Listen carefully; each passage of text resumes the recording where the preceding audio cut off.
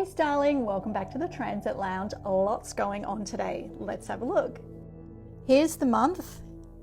Here's the day of aspects. You can see it with the other days. There are a lot of aspects being formed in the sky. Here's a larger list. This is on AstrologyForDays.com, and you can sign up and get a discount using my coupon code ASTROALLSTARZ with a Z, all one word. So the green is aspects made by the moon. So that happens pretty much every day.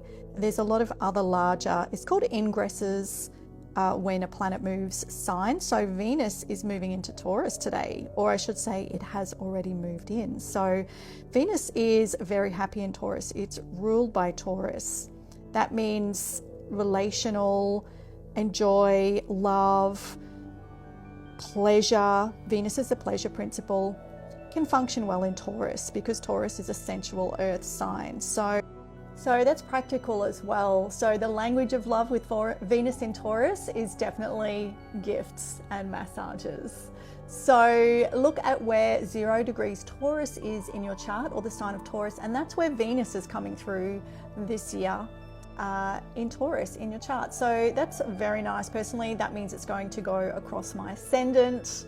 Happy days, great time for headshots. If you have Sun in Taurus, if you're a Sun in Taurus, a Taurus person, you're going to have Venus cross your Sun. So that's really beautiful. Look at the degree your Sun is, and you'll know what day it will hit your Sun, and also before and after. Great time, obviously, to do Venusian things and dial up Venus, or just see who you meet, who comes into your life at that point. And that's for whatever part of life Venus is in Taurus, or if it conjuncts. If you want to learn more about transits, of course, you can check out my book, Astro Power, a simple guide to prediction and destiny for the modern mystic, by me, Vanessa Montgomery. So let's go over to look at what this looks like in a horoscope. This is the sky at the moment. So I'm using LUNAastrology.com app. Again, it's very affordable, it's subscription based, and if you want to be able to just keep up with the cosmos, basically, and then work out what it means, use my book, Astro Power. So you can also use my code ASTROALLSTARZ with a Z for this as well, for a year of discounts. So check that out. This is what I use, as well as another app. But this one's great, and Kevin, who runs it, is adding more and more each time. So Venus in Taurus, here it is at 0 degrees. That's what it looks like. It's already conjunct the North Node, so destiny is Venusian or Taurian at 4 degrees Taurus, wherever that is in your chart. Little destiny moment there with Venus coming in to activate that. Also in a tense T-square, actually, with the moon coming up to conjunct and activate this Pluto in Capricorn, the anoretic degree. So a little bit of tension there, possibly in relationships, what you need emotionally, and how you relate at odds. And because that's on Pluto, that's pretty intense. It's not exact, and Venus is moving out of this, hang on, what's happening here? It's moving out of that square. Yeah, it's just been square Pluto, which is, last few days what's been going on. Maybe these don't hit any points in your chart, so perhaps nothing much, and there's other headlines. So how are you going with all of that so far? It's a lot. Let's push on. So looking at the chart as a whole, you can see a lot of planets have been bunched up here for ages. So it's a little bit of a bowl with a handle going on here, with the South Node being the handle. So that is going to be sitting in your chart, activating basically one whole section. So again, this is where astrology is also quite bespoke. So you've got the two levels, the personal level, how all of this is landing and interacting or activating in your birth chart, and then on a mundane level, which means for the world, just sort of speaking of the climate of the world. But that climate may really resonate with you in a great way and amplify you, or it could do the reverse, or maybe a little bit nothing happening, neutral. So important to remember that, and I don't think it's spoken to enough. So let's push on. There's two other things. Here we have Neptune conjunct Mercury at 25 degrees Pisces, and the Sun just moving out of this conjunction at 26 Pisces today. So what a pile up in Pisces. Very dreamy, go with the Piscean themes. Mercury thinking more in pictures, very creatively, like a film.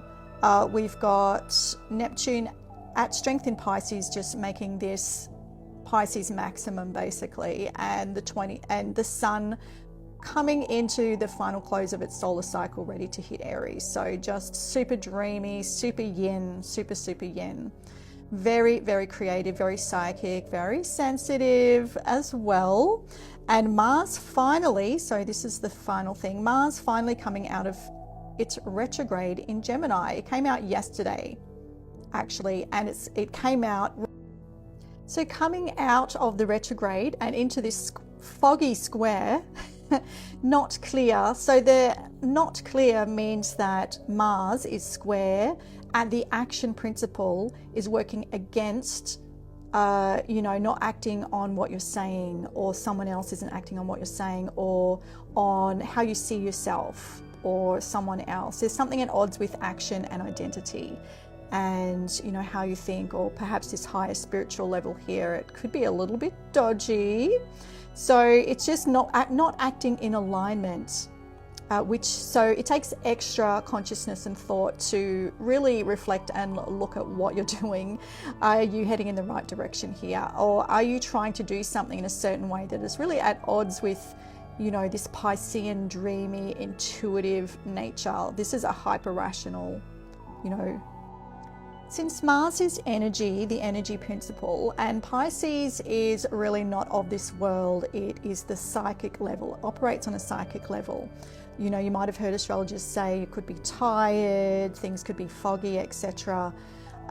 Personally, this is really activating in my own chart, and a friend with a lot of Gemini, and we've both found that plans are definitely not going ahead crystal clear, and you've got to be so prepared for everything to change. It's on the mutable axis, which means adaptation, adaptable and changeable, which I'm so mutable, that's fine with me. And I had that feeling not to have concrete plans, which is why I drove to Sydney and didn't fly / Melbourne, had to change all the plans. So I found things are just not going to plan, and you've just got to be ready to go with the changes, and that's totally fine.